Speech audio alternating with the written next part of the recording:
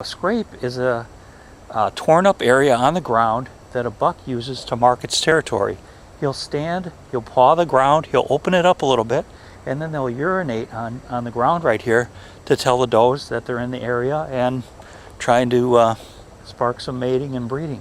And a lot of times they'll chew off the branches up above and rub their faces on top of the branch right above that. Again, that's a sign and a marker for does and even other bucks in the area about the dominance and how big they are.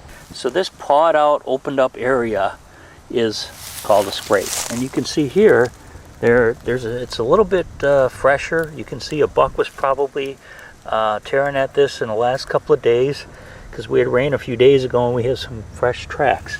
Now up on the tree you have this broken branch, okay?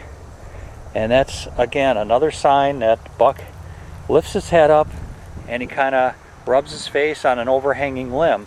So if you're looking for scrapes, a lot of times this is one of the key components, okay? You want to have an overhanging branch.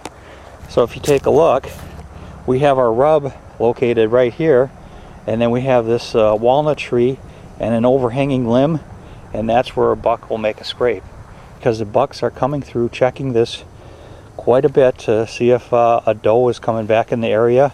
What she'll do is come up to the scrape too and then urinate on it and mark that she's ready for mating. So that's how the deer communicate lots of times. Here's another scrape. You can see an overhanging branch. This one's about 3.5, 4 feet high, and right below it you can see the grass is torn up a little bit right here. So this is the same thing where the buck is making its scrape on the ground below, and then up above it's chewing off a few branches, and then it rubs its forehead, sometimes its antlers, its nose, around its eyelids, right on top of that.